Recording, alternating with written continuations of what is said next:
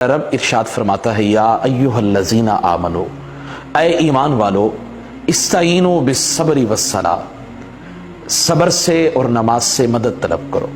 जिस शख्स की जिंदगी के अंदर सब्र है और जिस शख्स की जिंदगी के अंदर नमाज है, वो मजबूत तरीन इंसान है।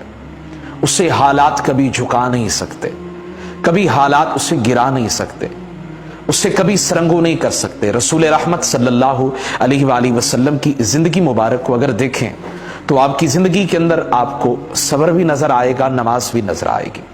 सब्र इतना कि जब भी मुश्किलें आई हुजूर ने सब्र किया, कदम कदम के ऊपर हुजूर अलैहिस्सलाम को मुश्किलात के अंदर मुब्तला किया गया, तकालीफ के पहाड़ तोड़े गए, लेकिन मेरे आका ने सब्र का दामन नहीं छोड़ा। मक्का की 13 साल जिंदगी के अंदर वो कौन सा जुल्म था जो हुजूर अलैहिस्सलाम के साथ रवा नहीं रखा गया, लेकिन हुजूर अलैहिस्सलाम ने मजबूती के साथ सब्र का दामन पकड़े रखा।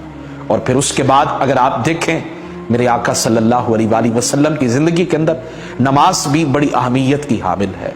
और मेरे आका ने नमाजें रात की तन्हाइयों में इतनी कसरत के साथ पढ़ी कि रब ने कुरान की आयतें उतारी, सूरह मुज़म्मिल उतारी, कुमिल लैला इल्ला कलीला। प्यारे हबीब, आप जब नमाज पढ़ते हैं और रात का तवील हिस्सा जब आप क़ियाम के अंदर गुजारते हैं, रुकू के अंदर गुजारते हैं, महबूब हम देखते हैं कि आपके पाँव मुबारक पे वर्म आ जाती है, आपके पाँव मुबारक फट जाते हैं। महबूब कुमिल लैला इल्ला कलीला। हम ये नहीं कहते कि आप सारी रात इबादत करें, जरूर इबादत करें, लेकिन कुमिल लैला इल्ला कलीला, रात का कुछ हिस्सा इबादत करें, कुछ हिस्सा सुकून भी फरमाएं। निस्फहु अविन कुस मिनहु कलीला, आधी रात सुकून फरमाएं, आधी रात इबादत करें, अल्लाह की हम्दो सना करें। और अगर आधी रात नहीं तो उससे कम भी कर सकते हैं।